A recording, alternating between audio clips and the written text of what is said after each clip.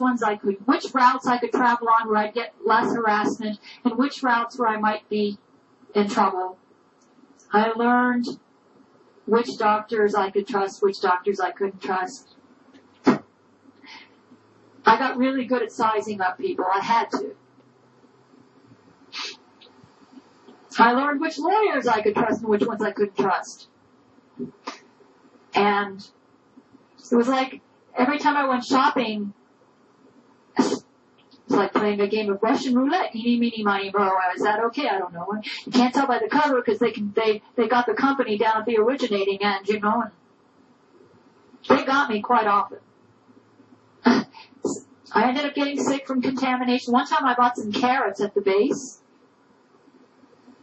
They put something really nasty in those carrots. When I ate them, I felt so sick I almost threw up. And then I took some stuff to, what do they call it, detoxing agent, and I felt better, but I really felt lousy, man. They put something nasty in those carrots. It was colloidal bentonite. That's what I took.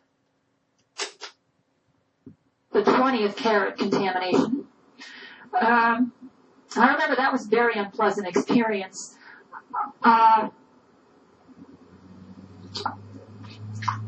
When I was working on Emerald Towers, they put so much air pollution in the air that I was so dizzy I had to work on it in bed. Writing in bed. I couldn't get up and walk around.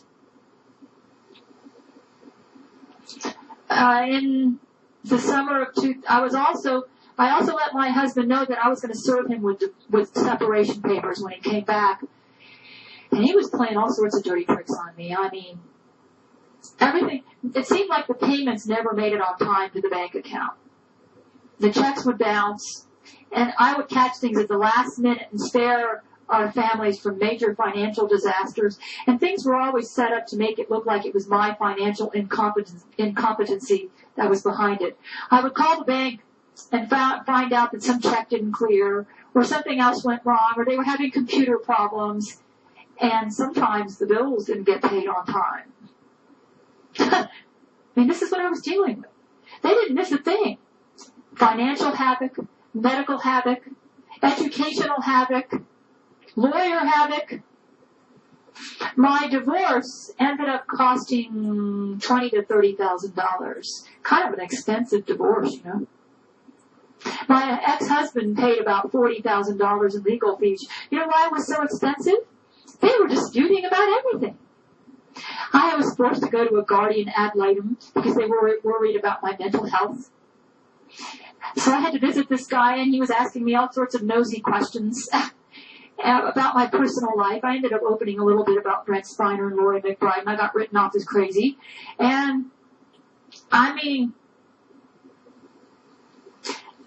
I had a very busy schedule, to say the least. They created so many problems for me. I felt like in the year 2000, 2001, that I was doing the work of 20 people in one day. That's why I'm a good multitasker. I had to be. Half the time I was tired, half the time I was sick.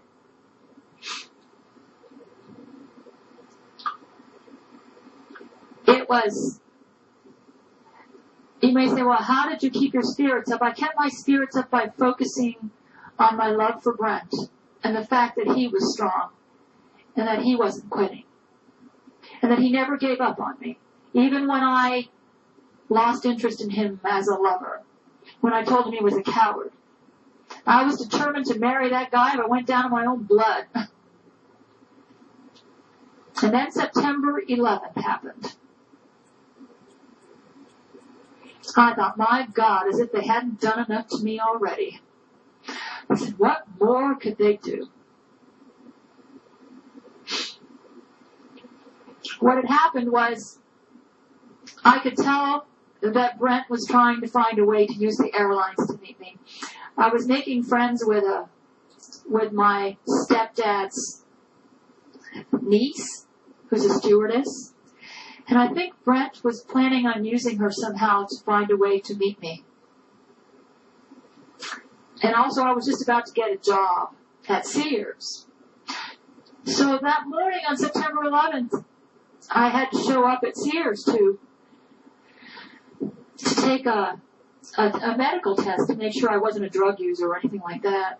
And on my way over to the office, I saw this water main with water just going like 50 feet up into the air like a geyser. And I said, boy, something major's happened today. This is really strange. There's litter all over the road.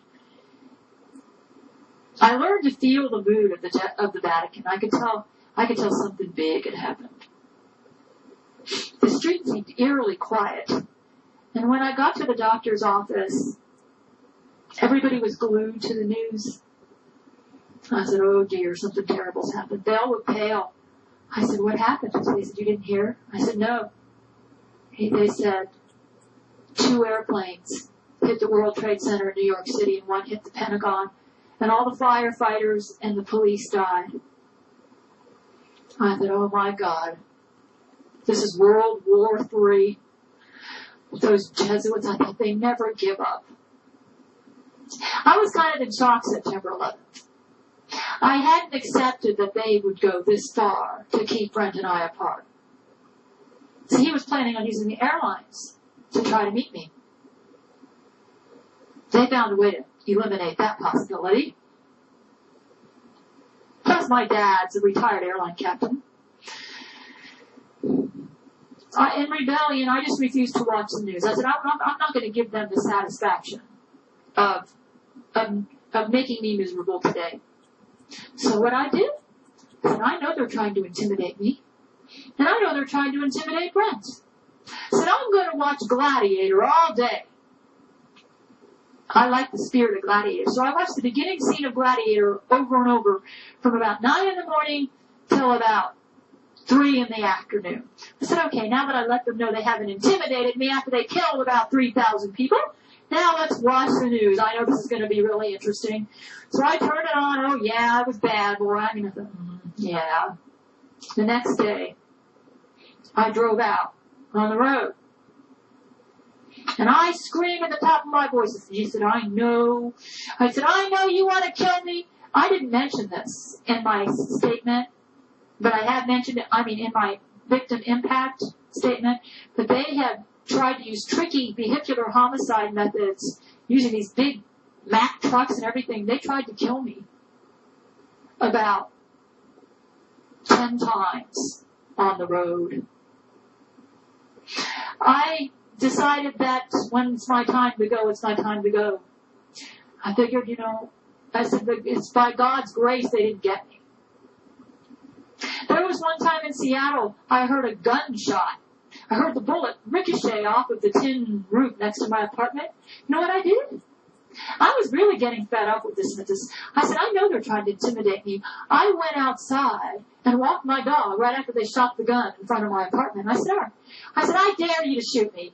I said, I know you're trying to kill me. All right, go out there and kill me. I went out there and walked the dog for that took extra time. I said, all right, you can shoot me now. Whoever you are, go ahead and shoot me. They didn't shoot me. They didn't shoot me. I went back. And when they try to intimidate me, I just go out and dare them. I said, go ahead and kill me. So on September 12th, I screamed from the bottom of my lungs. I said, I know you want to kill me. I said, why don't you do it so you'll quit killing everybody else? I said, maybe if you kill me, you'll quit killing everybody. I was so mad. I said, I just want to go out and move into an apartment because I know when I'm by myself that you're going to try to kill me. I said, why don't you just get it over with so you'll quit killing everybody? They were crashing. When I figured out that they were my enemies, they crashed the Alaska Airlines plane in January of 2000. That was right after I told Brent that maybe he ought to expose this case on the Los Angeles news media. The next day, the Alaska Airlines plane crashed. They started setting wildfires all over the country, probably to make it appear like the fires I put out at that mobile home in South Carolina were just random incidents. All of a sudden, everything was being contaminated all over the country. I knew it was them. And I knew they were trying to blame their crimes on somebody else. Anyways, September 11th happened. And I was numb. I still wanted to marry Brent.